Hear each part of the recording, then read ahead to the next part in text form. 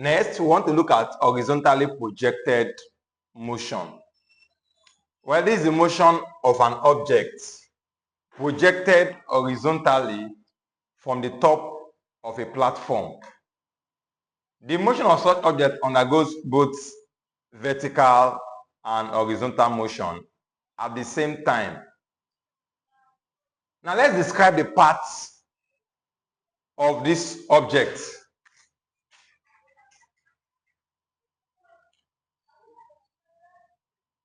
Let me assume I have a platform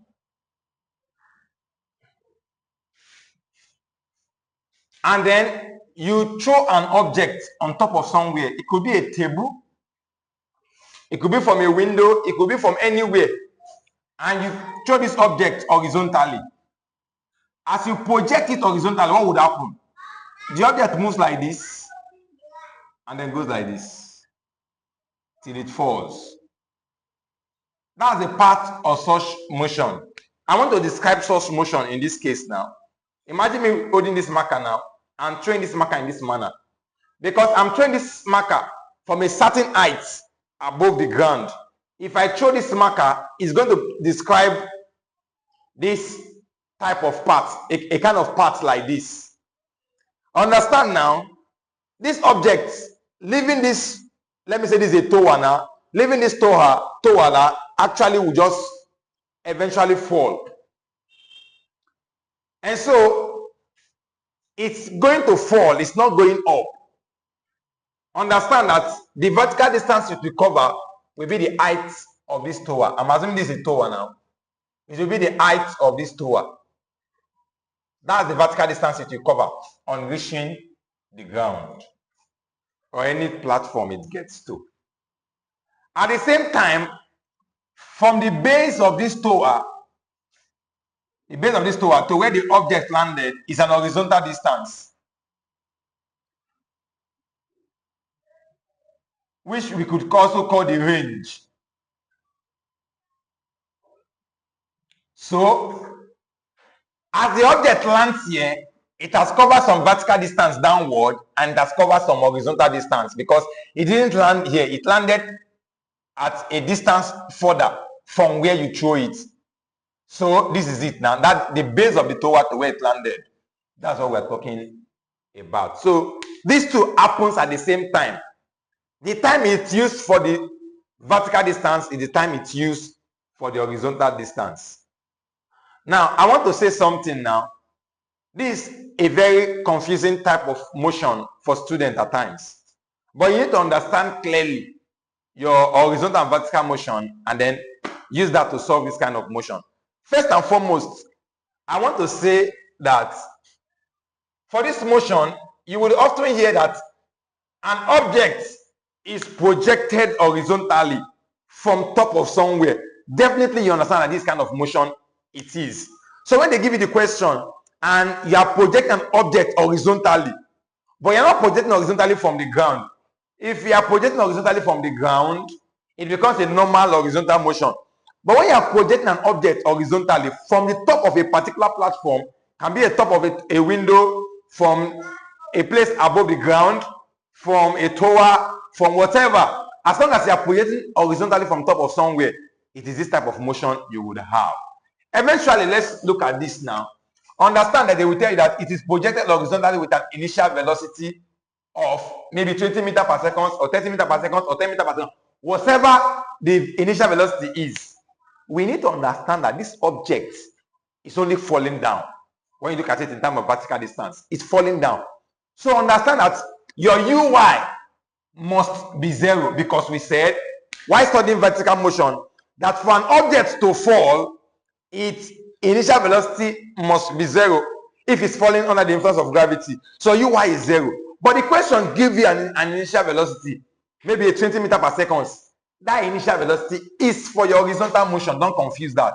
So they can give you a particular initial velocity. I don't know, they can call it whatever they call it. But you will have an initial velocity. But that accounts for the horizontal motion, not for the vertical.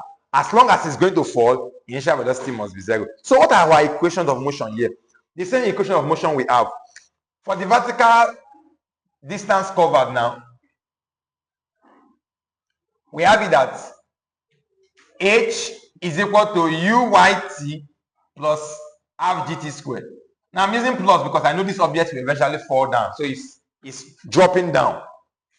Now understand your uy is 0 in this case, so you are left with h is equal to half gt squared. So that's what we have to get our height. Again, for the horizontal distance, let me say this. Whenever an object is thrown, it cannot accelerate. Any object thrown does not accelerate, except maybe it's a bird. Acceleration means that you throw an object and eventually the speed started increasing. Acceleration means increase in speed. Obviously, when you throw an object, it cannot accelerate. Understand that. And so, because of that, our A is 0. So we have that for the horizontal distance now. Horizontal distance, which is from the base of where you threw it to where it landed, we are going to have S is equal to uxt plus half at squared. But A is 0. Eventually, this will be S is equal to uxt. Everything here will be 0. Just like everything here was 0 because uy was 0. So that's that about this. Understand that time is the same for both horizontal and vertical distance.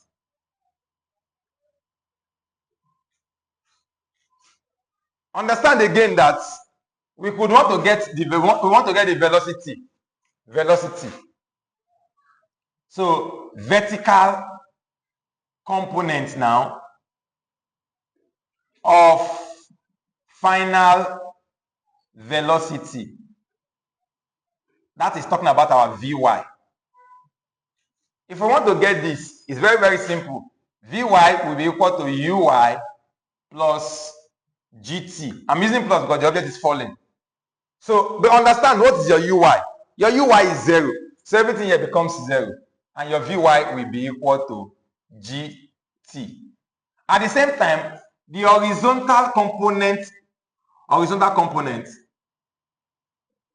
of final velocity, and that is Vx. That is Vx is equal to ux plus at.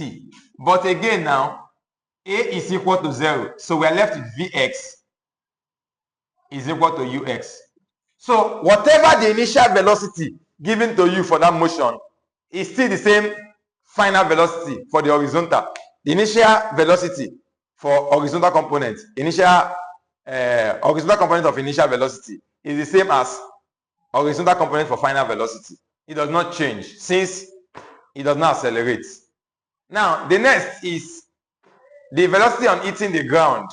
The velocity on touching the ground, when the object touches the ground or any platform, we know it's not Vy, neither is it Vx. It is the Fesser value of these two, which is Vy squared plus Vx squared all over into square root. This is the velocity on hitting the ground. So this V now is velocity on maybe hitting the ground or final velocity. Just take that final velocity. And we can ask one to solve for the angle the object makes with the ground. That is tan inverse of Vy over Vx. And so that's that about this. We can take some examples now. A ball, this is example 1, is kicked horizontally from the top of a tower 50 meters high. So we're giving us the height.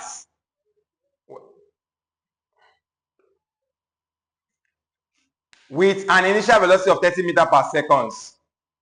So since it's kicked horizontally from the top of a platform, it is this kind of motion. Because eventually it will fall off from the platform and then touch the ground. And so I understand that the initial velocity given to me is for the horizontal motion, since it's going to fall. And so the vertical distance it will cover while falling is 50 meters. Why this ux now is 30 meters per second. My uy is 0. Our A is 0. Our G is 10 meters per second. That's our assumption. We're assuming gravity to be 10 meters per second. So we want to solve now. The first thing is time taken to reach the ground.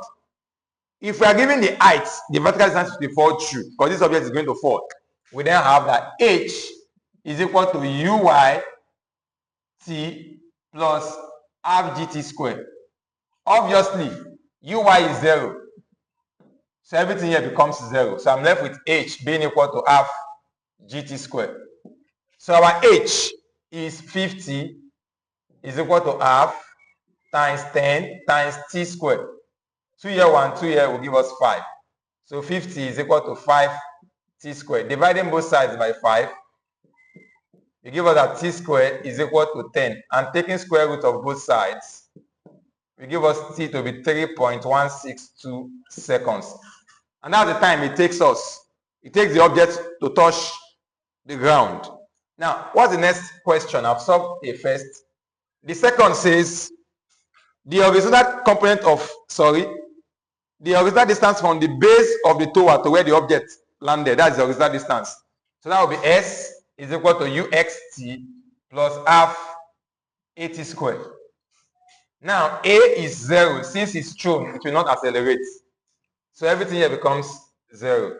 So we have our S is equal to UX. We are left with UXT. So what's our U of X now? That is 30 meters per second. We understand that the time it takes for the vertical distance, the same time it will take for horizontal distance. That time we've obtained it to be 3.162. So this is 30 times 3.162. If we multiply this now, this will give us 94.86 meter. Okay, so the next now will be, let me divide this board into 2. The next one is the vertical component of final velocity, that's Vy. We know that Vy is equal to Uy, solving for the third one now, plus Gt. And so Vy is equal to Uy, we know it is 0 now. We said that here. So 0 plus Gt. So Vy will be, what's my G? 10. What's the T? 3.162. And that will be 31.62 meter per second. Now the next again is the horizontal component of final velocity. That's V. Vx is equal to Ux plus At. But we know A, but A is 0 now, so everything here dies off.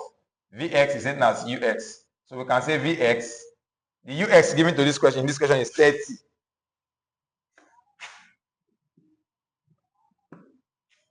So that's that for this question.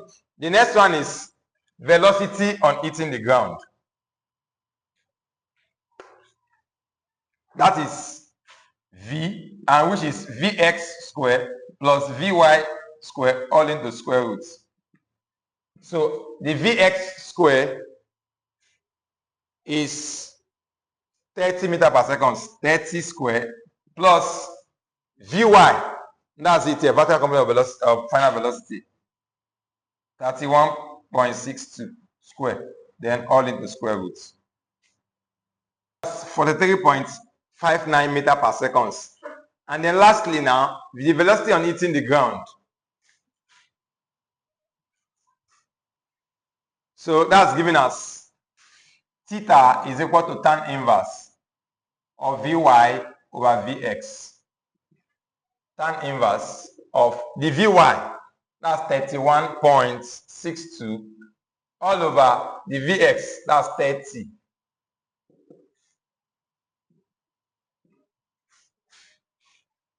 So that will give us 31.62 divided by